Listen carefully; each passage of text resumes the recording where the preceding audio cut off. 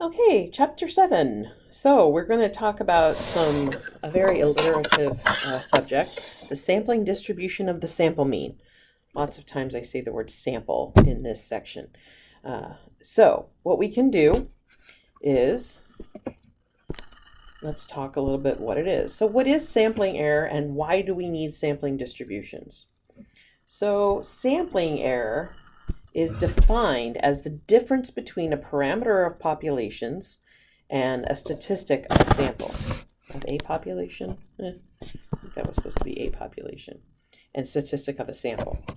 So what I mean is, for example, if I have x bar and mu, their difference, and it should be an absolute value because I'm not really concerned which one's bigger than the other.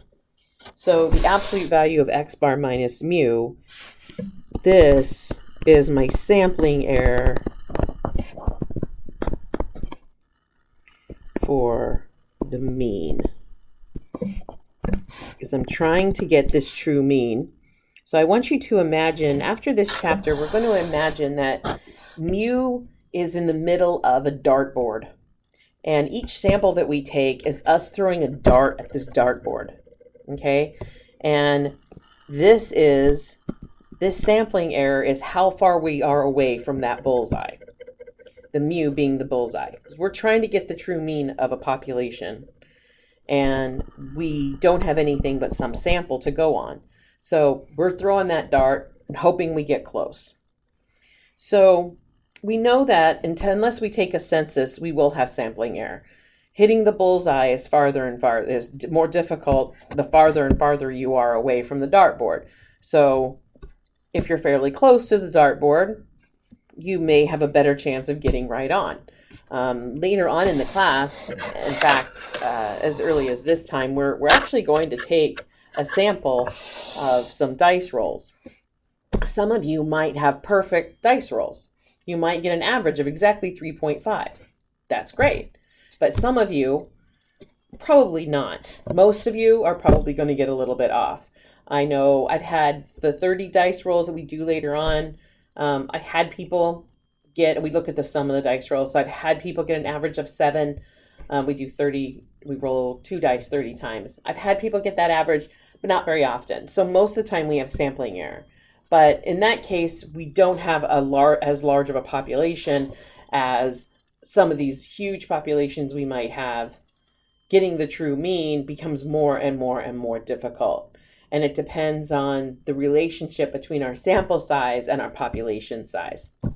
So we're always going to have sampling error. It gets harder and harder to hit that bullseye, farther away that you are. So we need ways of evaluating our statistics. And we need to make sure they're accurate representations of the population.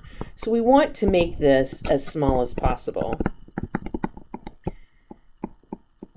And we want to make sure that our chances of getting this small within some preconceived notion, within, could be 1% chance of getting within a certain number, 5% chance of getting this within a certain number, stuff like that. We want to make sure that we have 1% chance of getting outside of it. Sorry, not within it. We want a 99% chance that this is very, very small.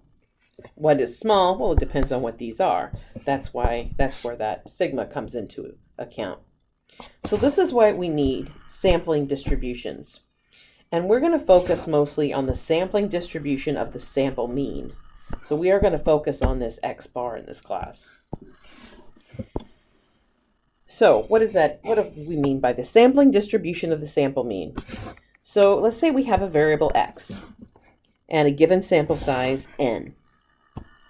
So I want you guys to think about, we have a new variable called x bar. I want you to think about that as a variable. And it's hard to think about that. It's like, wait a minute, that's just a statistic. We get what that equals whenever we take a sample. But I want you to think about what happens if we take a sample of samples. What if we take a whole bunch of samples of size n? So what if 10 of us go out and measure the diameter, the 1 foot diameter of all the birch trees in Anchorage? Of course, we're not going to do that. So let's say we go out and we measure, 40 of them.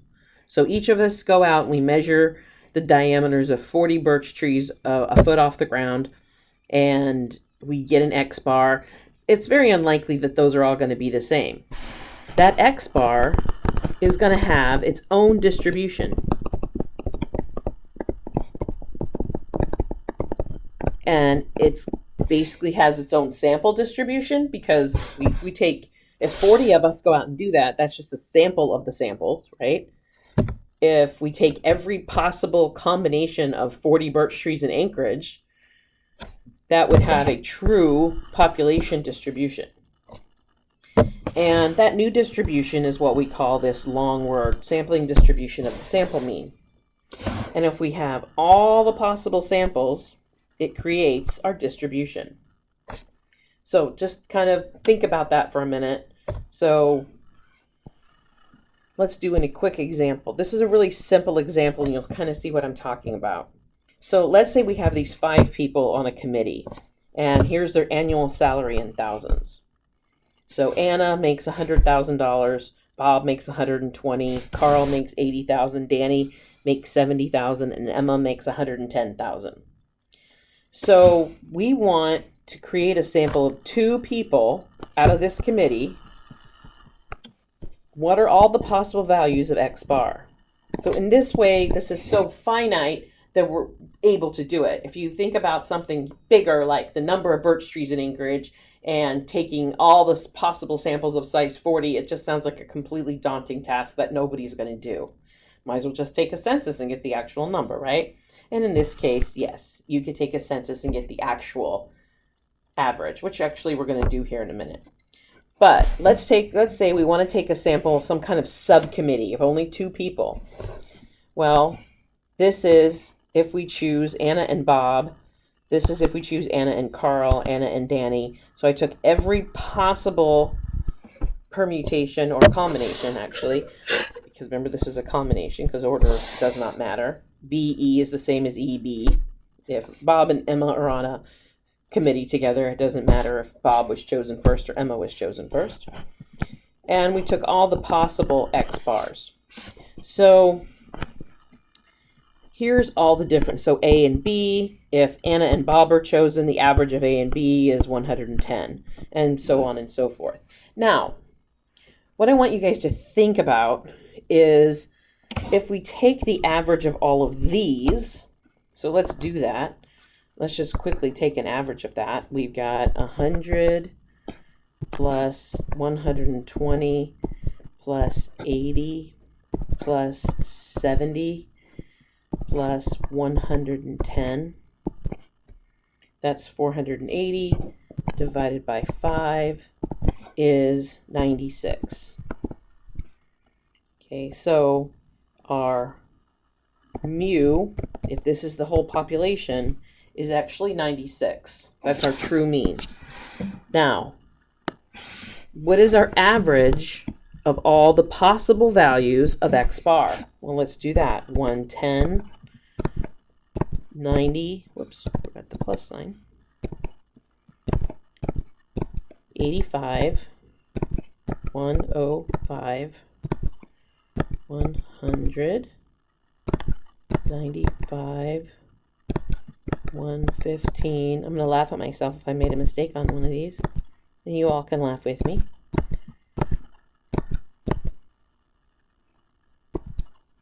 That button comes up all the time. Okay.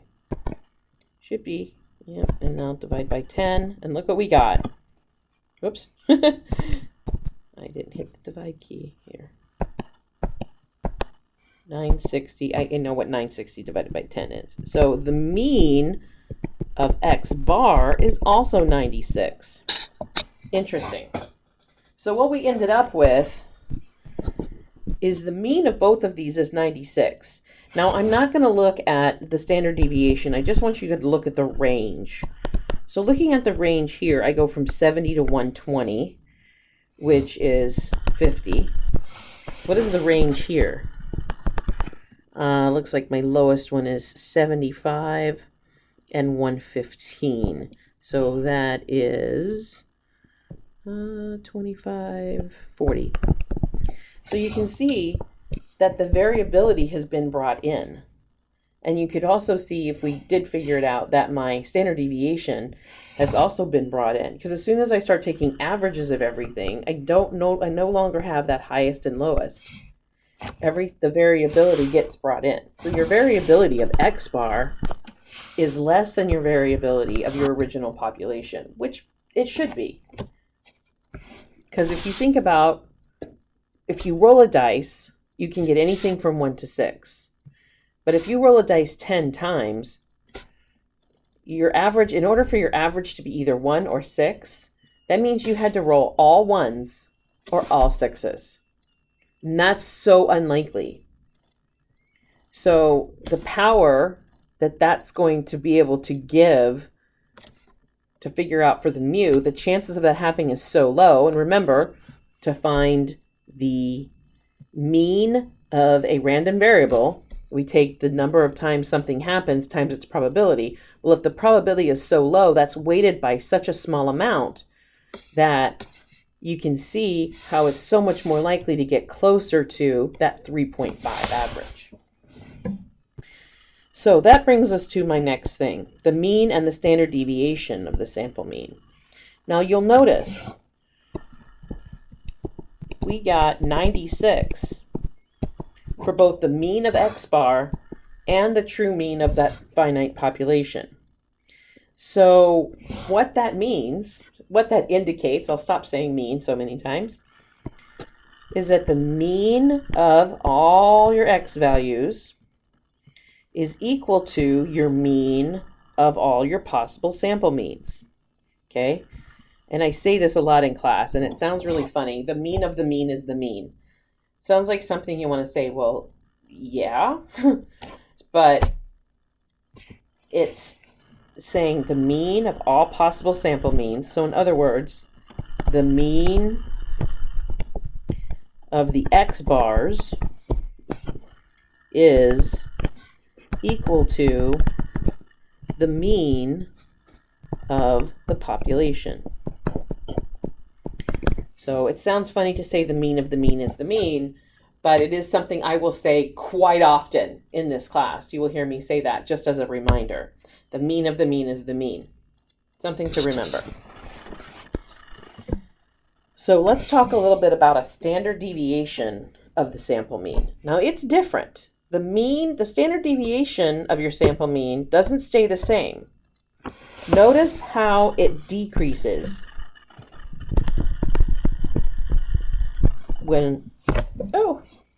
notice how this decreases when we start looking at X bars. So in fact, the standard deviation of all possible sample means is equal to the standard deviation of the population divided by the square root of n. So in the case of our example, this would have been sigma divided by the square root of 2, which is only about 1.4. So we wouldn't be going down by a lot, which we didn't. Our range went from 50 to 40, so our standard deviation probably went down from about, 11 to 9 or something. But that's about right, divided by 1.4. So, fairly simple. But we just have to remember that the mean of the mean is the mean. The standard deviation of the mean is the standard deviation divided by the square root of the sample size. That's it. Okay, now in this previous example, I didn't actually calculate the standard deviation, but it would be a little bit off. Let me go ahead and calculate those off the video so we can just take a look at it. Okay, as promised, I went and I found the standard deviations using one var stat for both the first list and the X bar list, and I got these two standard deviations. However, sigma over the square root of n is equal to 18.55 over 1.4. So let's figure that out. 18.55 divided by 1.4 is actually about 13. Well, I probably should do that exact. Divided by the square root of 2. Okay, well, it's 13.12, which is not equal to this. Okay, it's a little bit off. And that is because of what we call continuity correction issues. We actually have a small finite population is why this isn't exact. So you need a little bit of continuity correction there. And that's part of the problem with that one. And it makes sense that it's a little bit off. With our larger continuous populations of x, if x is discrete, which in that case it kind of was, then this is not completely accurate. It's a little bit off. Okay, so let's do a quick example. Let's talk about the average age of self-employed individuals. So our population is self-employed individuals in the U.S. They have a mean age of 46.6. So this is a population, and this is a population mean. So we're very careful to call that mu, not x bar. That's not an x bar. They have a standard deviation sigma of 10.8. If we were to take a sample of 100 self-employed people in the U.S., what would be the mean and standard deviation of the sample mean? Well, the mean of x bar is the mean, which is 46.6. The sigma of x bar should be sigma over the square root of n, so 10.8 divided by the square root of 100, which is 10.8 divided by 10, 1.08. Finished. Not a problem. We could find the mean and the standard deviation very, very quickly. So what if we took a sample of size 175? Well, the mean of x bar is still the mean of the mean is the mean. But our sigma of x bar now, for samples of size 175, has now changed to 10.8 over the square root of 175. Now that I can't do in my head. So 10.8 divided by the square root of 175 is 0.816, we'll say. So, as you can see, the higher the sample size, the lower your standard deviation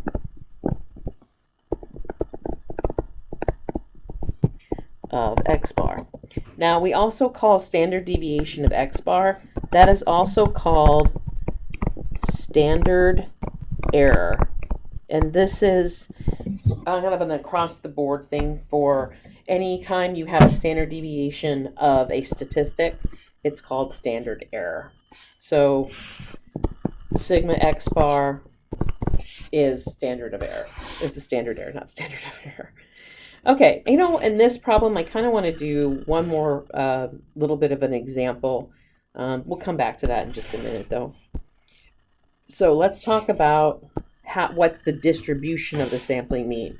Now, we know that x bar has a mean, mu, and a standard deviation sigma over the square root of n. We know that.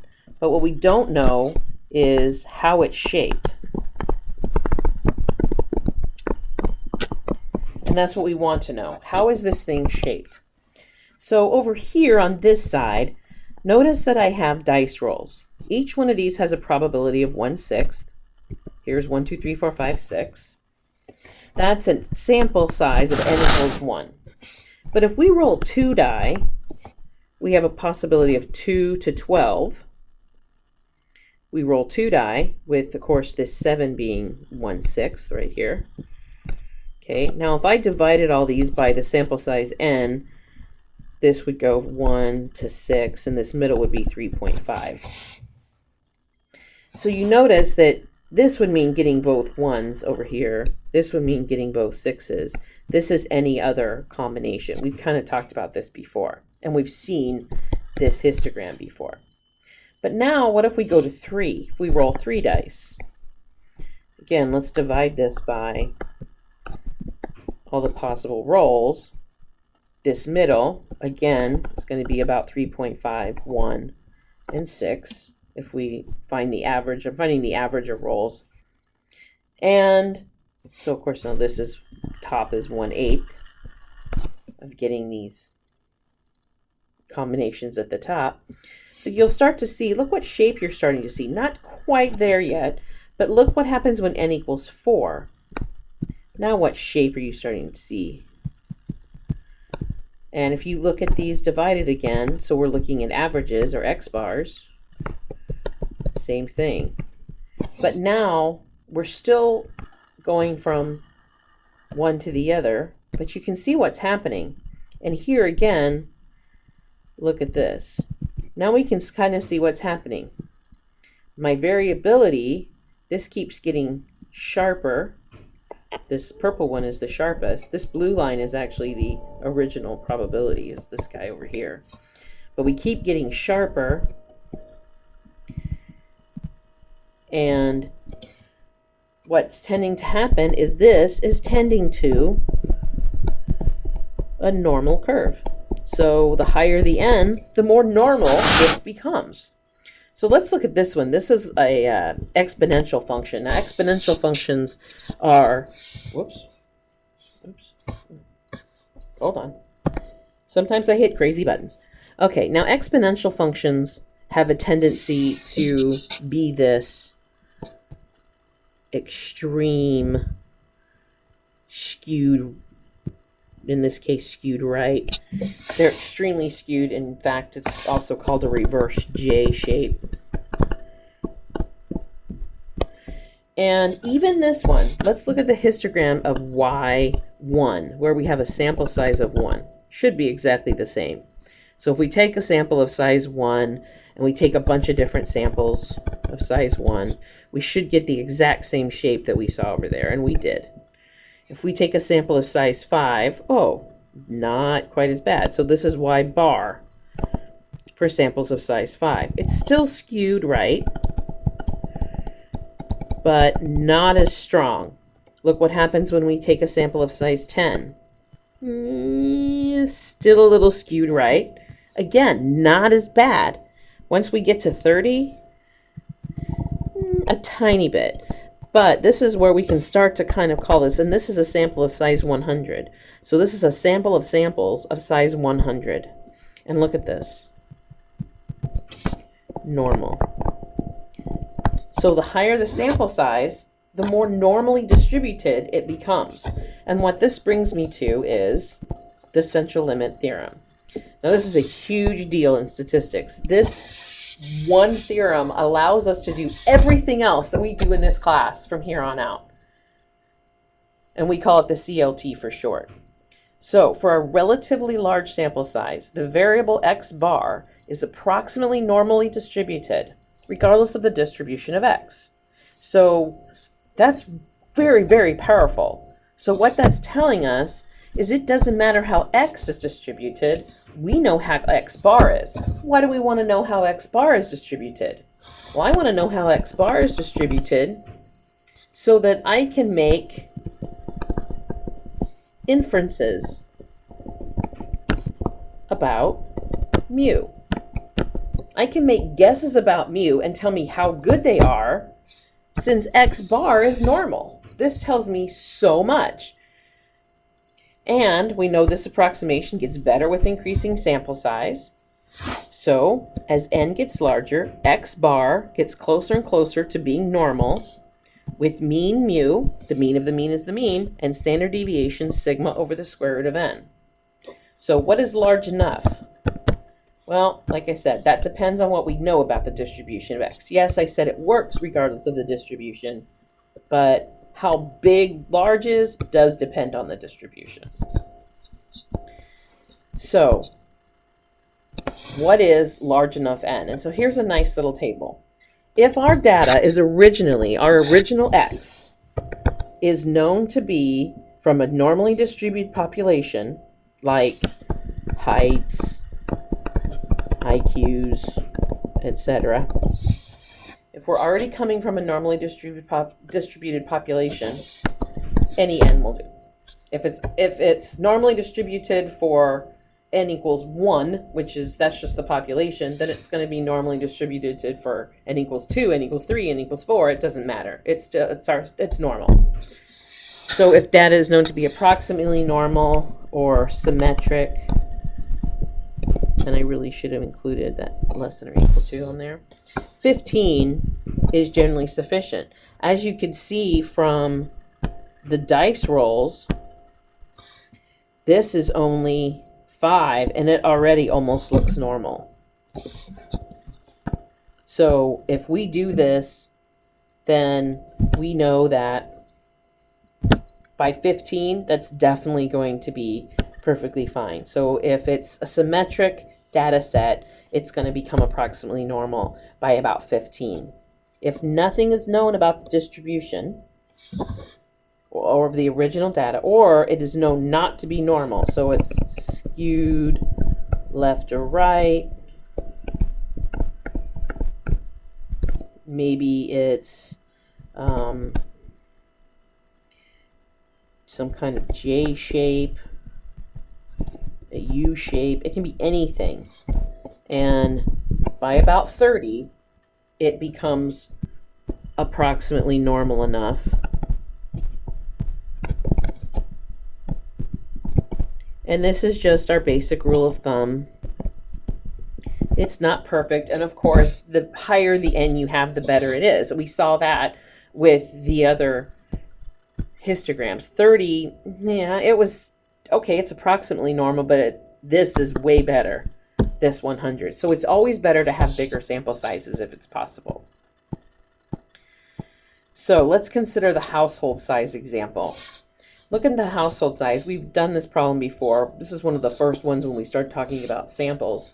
So we went out and we happen to know in a finite population, maybe it's thousands possibly, we happen to know the frequency for which this is the household size. 1, 2, 3, 4, 5, 6, 7 people are living in these places. And if we take an X bar, so we took an X bar for n equals 30, and we took 1,000 samples. So we found 1,000 different X bars. And we found their distribution here. We put their distribution here and superimposed our normal curve, and what do we find? Pretty much normal. So we're looking at the original distribution of X can be, in this case, skewed right, and our X bar is normally distributed. So here is another one. I really like this picture. So if our distribution of our variable is already normally distributed, then all that's going to happen is it just becomes taller and skinnier, because now our sigma is now sigma over the square root of n. And then here we have a reverse J shape, and look, it becomes skewed right. It still becomes a little skewed right, but by 30, it's still a tiny bit skewed right, but it's approximately normally distributed. And here we have that uniform distribution. And look, even at n equals 10, this is looking pretty good.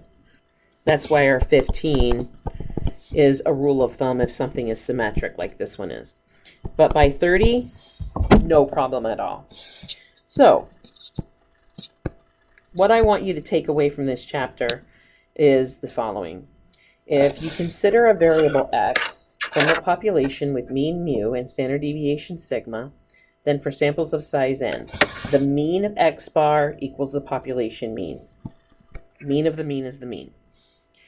the standard deviation of x bar equals the population standard deviation, this, divided by the square root of the sample size.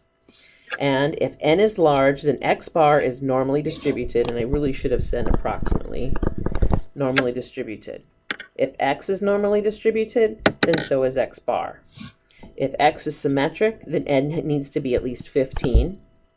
And if the distribution of x is unknown or known to be skewed, n should be at least 30. So that's pretty much what you need to learn. There's one quick example. I want to go back to our example before I sign off of this. And this one's pretty short, so it's not too bad. But if I go back up to my example, I want to ask you guys, what is the probability that I find an x bar that is within, let's see, 2 years of the true mu? So I want you to think about it. I'm throwing that dart at my dartboard. And in this case, I know that the true mean is 46.6. So what is the probability with it? When I go out and I find an x bar, I'm within 2 years of the true mean. So that means that I want the probability that the absolute value of the difference between x bar and mu is less than or equal to 2 years. And here is where it comes in that you have a little bit of algebra background. So remember that that is absolute value, if an absolute value is less than 2, that means that negative 2 is less than or equal to x minus mu is less than or equal to 2. Okay. Oop, I don't need the absolute value anymore. I have it between them. So I have to know that my sampling error has to be within 2 either way. It can either be negative 2 or positive 2, and that's x bar. Now, there's a couple of different ways that I can do this at this point. One of the ways that I can do it is I can say, well, I know what mu is. So this means negative 2 less than or equal to x bar minus 46.6 is less than or equal to 2. Let's add 46.6 to everything. And then I have the probability that 44.6 is less than or equal to x bar is less than or equal to 48.6. Okay, we know how to do those probabilities. We did that back in chapter 6, right? So that would just be, we would use our normal CDF from 44.6 to 48.6. What's the mean? What's the mean of x bar? Mean of x bar is the mean. The mean of the mean is the mean. 46.6. What's the standard deviation of x bar? Well, that depends. Let's say for samples of size 100. So that one was 1.08. We just figured that out. So you have to make sure that you want the mean of the mean and the standard deviation of the sample mean, not the original sigma.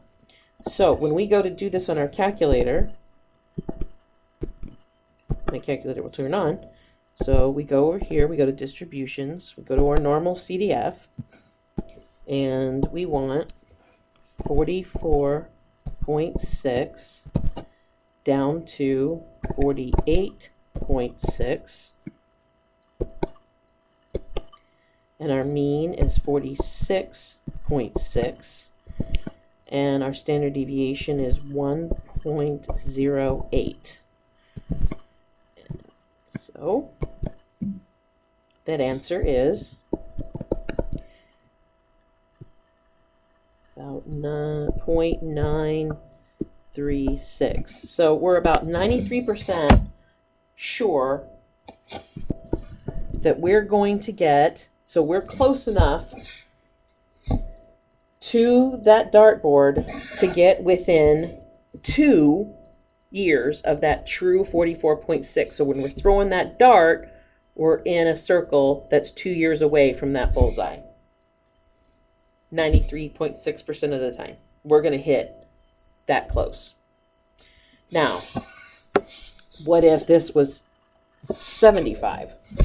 What if we were looking at size 175? Then we're going to change this to 0.816. So we would just do the same thing. Distribution 2. We would just change this to 0.816. And we would get 98.6%. So if we took a sample, so you'll notice if we take a higher sample size, we're more likely to hit that bullseye. So liken the higher sample size to taking a step toward that dartboard. Gives you a higher chance of hitting that bullseye, or at least getting close to that bullseye. So we're going to see a couple problems like that, and I will see everybody in class. Don't forget to take your quiz, and as always, there should be an Annenberg Learning video for this. So as always, you want to watch that as well.